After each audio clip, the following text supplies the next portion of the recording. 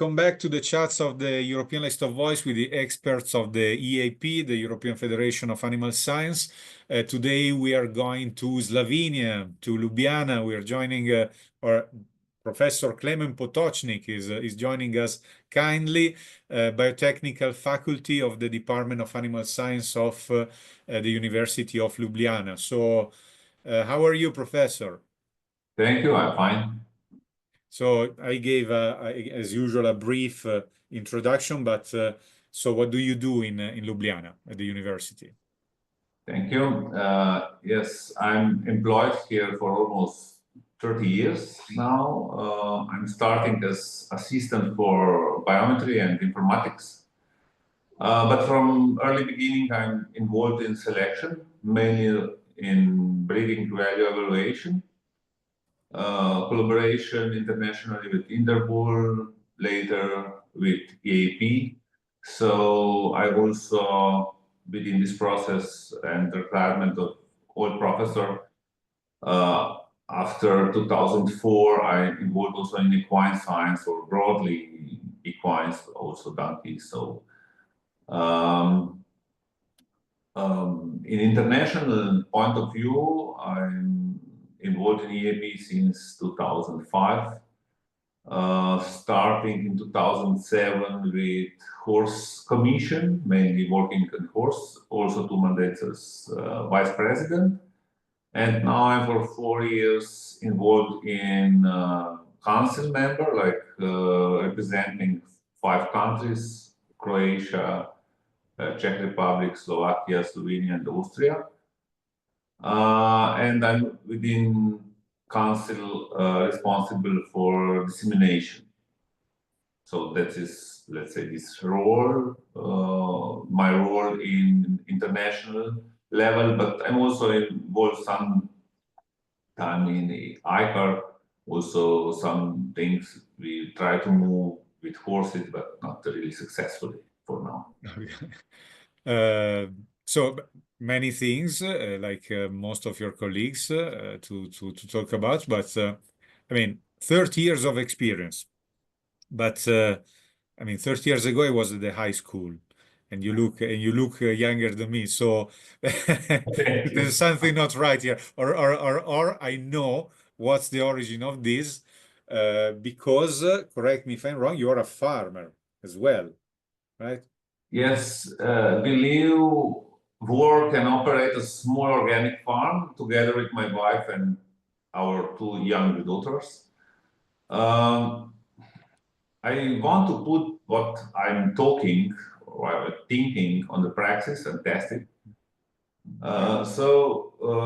I'm mainly try to, in last decade or 2, how these things, what I know, what I saw, what I hear, implement in our Slovenian small-scale systems or farms to be more profitable and more efficient, and to survive in these conditions. You all know what this condition is, and in our how is it, please? Because you have, sorry to interrupt you, a broad, besides keeping you in shape, evidently in fresh air and working on the fields, literally. I mean, seriously, how you have an amazing privileged view, because you have the academic one and the one really as a farmer. So please, I interrupted you, but how can you make farms with all the challenges farmers are facing nowadays? How can you make a farm, particularly a small farm, more profitable today? Yeah, we breed mares and donkeys for milk production, and we also own a small company. My wife dealing with this to process this milk. So mainly with lyophilization, we are the only plant in Slovenia have registration for all Europe to lyophilizate or freeze drying animal source food or products. And we also offer like service for freeze drying, also other things, not just animal source food. So with this processing, let's say we can improve, let's say per mare income from, let's say, if the just fall is 1 or 1,500, 1,000 or 1,500 euros. Then with, let's say, end product of capsulated freeze-drying mare's milk would be, let's say, 100,000 euros a year per mare. A maximum, let's say, like turnover market price. So that's is like niche product and or niche production, and also in other fields it's possible that so it's many this niche production could be efficient, but of course we are not really efficient because of too many activities, and but just trying, testing, and we more invest. So we just for now more investing than let's say. Yeah, I can imagine in general, also in terms of time and energy. But besides your own farm, I mean, do you have examples? Because we know that every farm is creating quite some jobs in rural areas. So, do you have any particular examples of small farms, dairy farms or not, but producing salaries, creating jobs? I mean, the importance of these small farms in the socio-economic fabric of your region, for instance. I think we have some very good examples in Slovenia, but it should be mentioned that outside of that, these are people who have a strong background and support in their extended family, from normally grandparents or their parents, and children if they are enough old. And of course, they are capable and possess a wide range of knowledge. So it's not that sometimes people mention that each breeder can be like this, but behind is really a lot of competencies of these people. So we have, let's say, often we highlight our student Kuchenberger. He owns farm. He milks a little over 20 brown Swiss cows on organic way. But he also, let's say, this niche production is also like he clean, okay, not clean, but select their cows on A2 milk, so eliminate A1 alleles for beta casein. And he also used this brand mark for, let's say, hay-based milk or hay milk, so no silage. And he own processing facilities and employ, as on my knowledge, 7 employees, 7 workers, mainly work in milk processing and marketing to sell to end consumers these things. So for me, exciting that, let's say, 3 to 4 cows produce one salary, it's for me really a lot. But we have also another examples, breeders who not have just dairy cows, but maybe more species. We have 2 students who produce poultry meat very successfully. And we have family also with our student who produce several things, also vegetables, but basically they have processing of meat, chicken, pork, and beef, and they sell this also to the end consumers, and then produce, let's say 50,000 euros per hectare a year. So it's gross income turnover, what we say. So it's again to put also to put in practice what you're teaching somehow. Yes, maybe this A2 milk, there is several farms now offer A2 milk. It's like, but people say it's your idea, and it's not my idea. I was with my mission of my work in some conferences and here for this, and then thinking about this, studying, and then promote this in several meetings in Slovenia, and some farms start dealing with this, and we also offer in biotechnical faculty the service to genotype these animals and provide data that farmers can do this. So, but there is several niche products or services, like in horses, let's say, activities with horses, very promising. We did some examples and so on and so on. So there is many things, but I want to stress out one more time that this is not for everyone. So such production, such good example, when produced, let's say, one salary per 3 or 4 cows, or I don't know, 50,000 euros per hectare.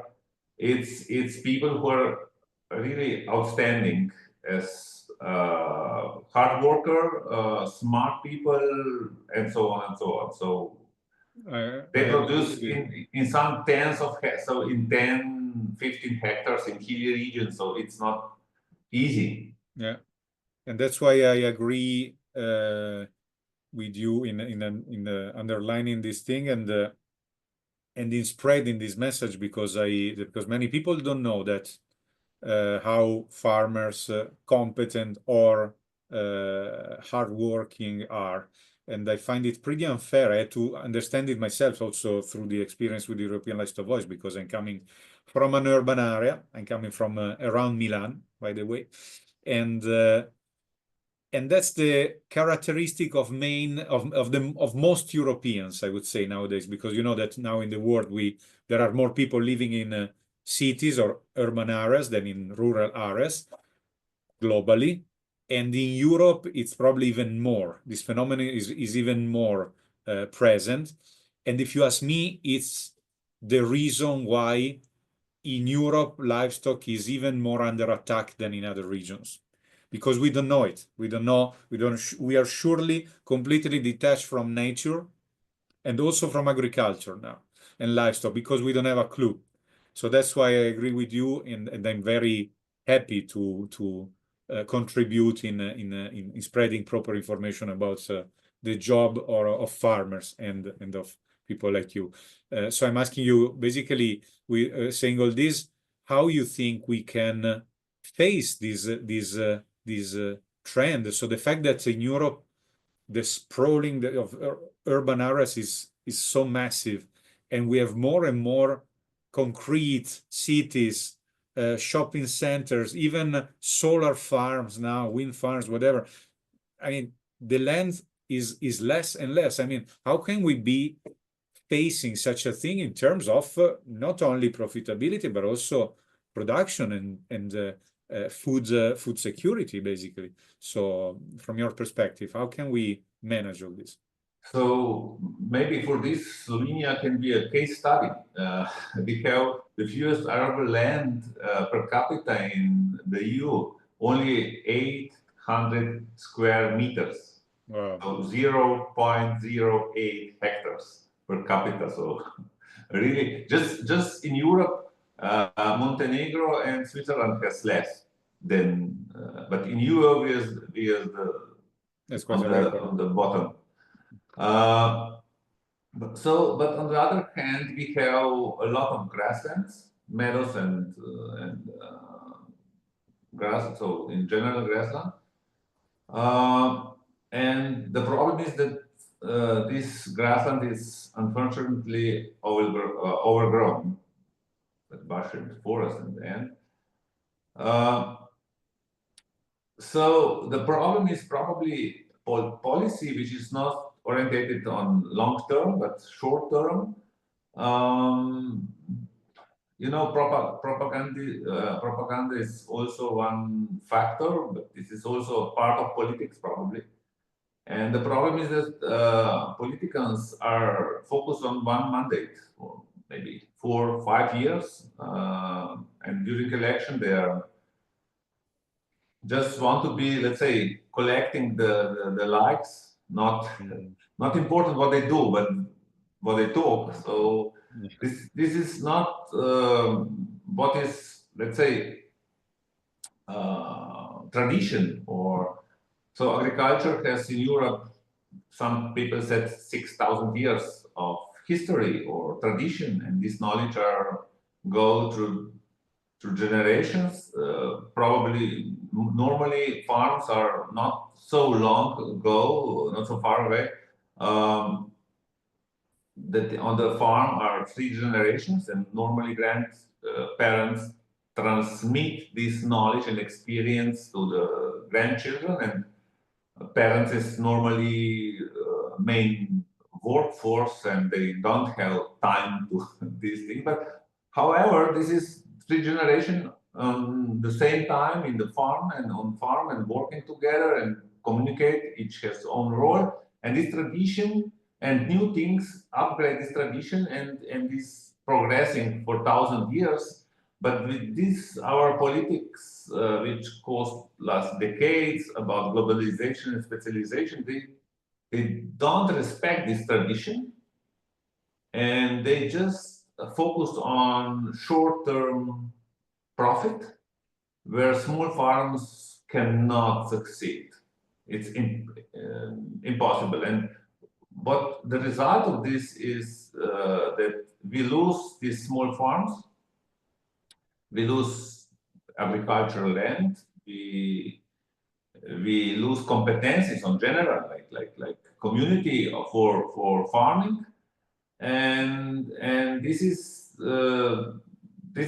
really pity. And the what our solution is, for my point of view, that this niche production, because it's also, it's not positive for farmer that it's not cannot live of his hard working. They not earn enough to survive, so also can have to compete for subsidies and so on. So it's not really positive. So with this niche production, and so tradition upgrading with new technologies is possible to make this work for this farming more, let's say, attractive for young people to stay on farms and working.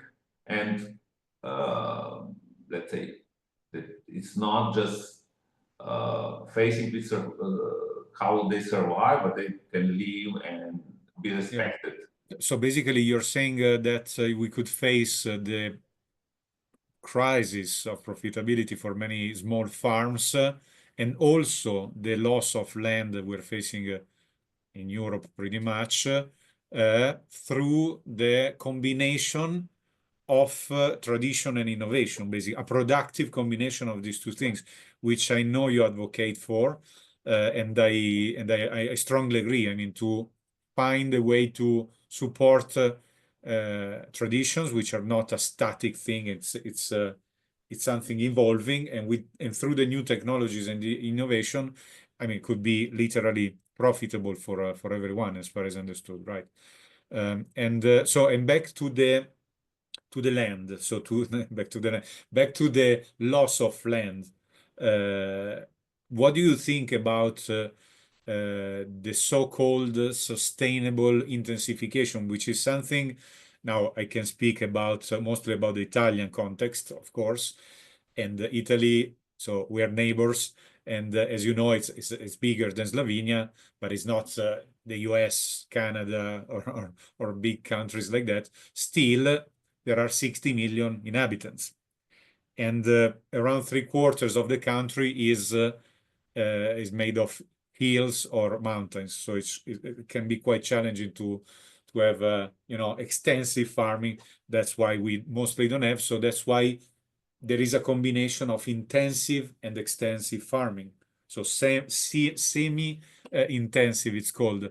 And in many ways, what I was saying, the sustainable intensification. So you need to intensify the production, but in a sustainable way. So basically, I guess you know that better than myself. So what can you tell us about that?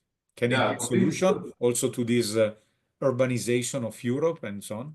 Completely agree, but I already mentioned these examples. These three examples I mentioned before. It's all from hilly regions. It's not from flat area, so it's difficult conditions for farming. But for my opinion, this combination requires understanding of natural cycles. We lose this knowledge. So we focused on this physical level and completely neglected all other aspects. And this is, so we think that with a fertilizer and all these chemicals will produce a lot in flat areas, but we lose what powerful of photosynthesis in these green areas we still have, and we can produce much more. But here is probably political problem with these subsidies, because in small scale farms you can be in some, let's say, crossing. What will you decide if you go left or right? If you go on production and don't take care a lot of subsidies, or optimizing subsidies and don't care about production? So I think many farmers are on that another way, that they optimizing subsidies, not production.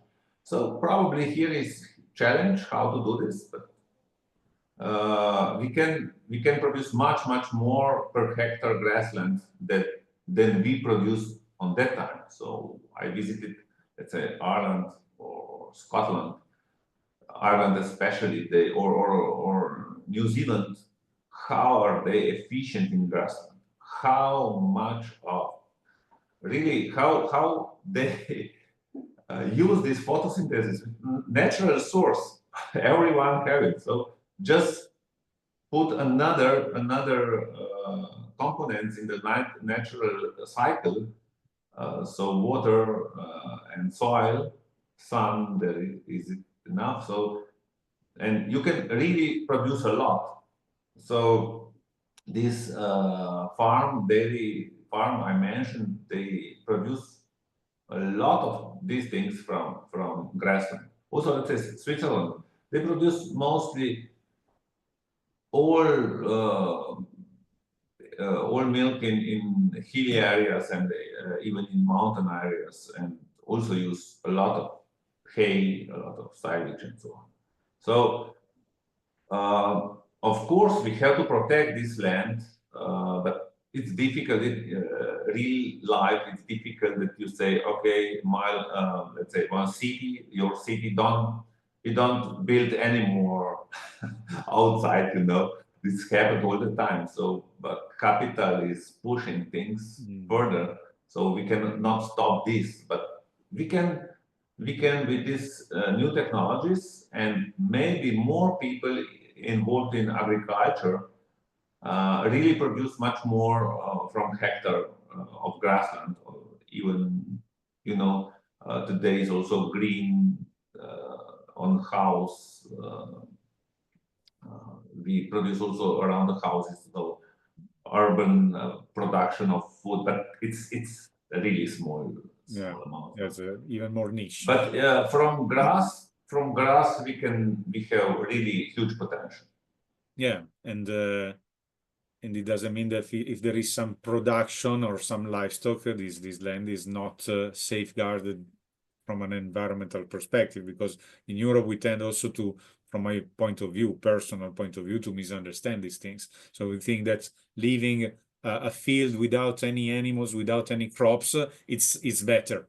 But I mean, I have my doubts in general, not only about productivity and food security, but also for the environment itself. Because again, sorry, I have to take the Italian example because it's the one I know the most. There are much more forests than 1 century ago in Italy.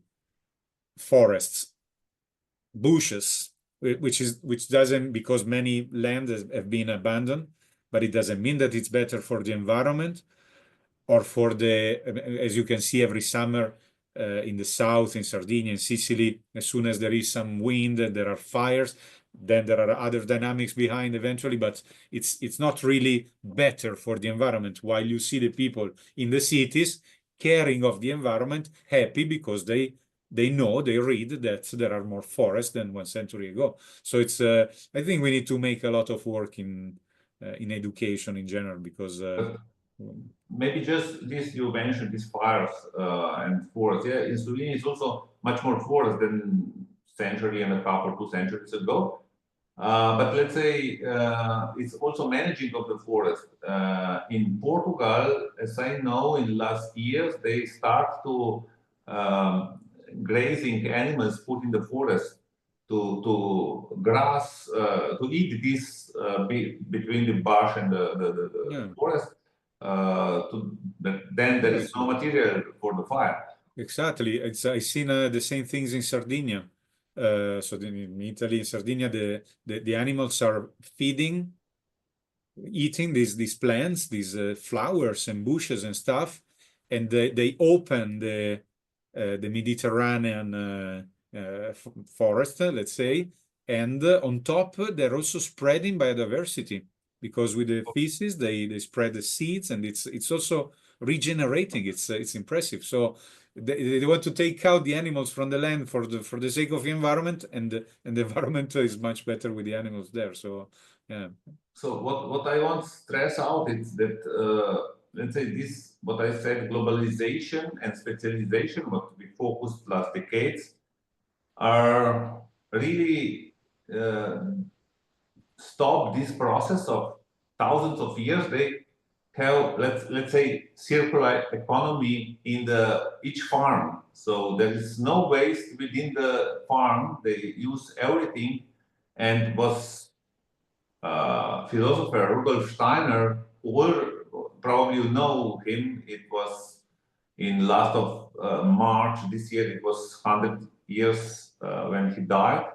So he also dealing with agriculture, and as I probably you know, it's he's the founder of biodynamic agriculture, and he said that ruminants, especially cows, are crucial for to keep fertile soil on forever, not long term. So and we don't even so even science, his knowledge never okay, our science ignored this knowledge of Rudolf Steiner, or even don't say it is knowledge. But there is problem of this holistic thinking, short-term profit, and so on and so on. So probably we have to test this hypothesis or this knowledge, what put Yeah, to be what open gave to every. Rudolf Steiner, and according to this, we can improve many things, and then add to this innovation and robotization. Yeah, combining different styles, approaches, theories, Steiner and biodynamics, the traditional science, extensive, intensive. So to make to have an holistic approach, that would be, I agree, could be optimal. So, Professor, thank you, because I think we've made it longer than usual, but I know with you, I've seen that the topics are popping up one after the other, and we could take a long time here. So I would wrap it up here. Professor Potocnik from Ljubljana, thank you again for your time. Congratulations for all your multiple works, so in the academia and in your farm. And so thanks again. I hope we can catch up soon. I'm pretty sure we'll meet each other at the next EAP meeting. And best wishes in general. Thank you for the invitation, and I appreciate your companion and talking with you. Thank you. Thank you. My pleasure. I'm honored. Cheers. Bye-bye.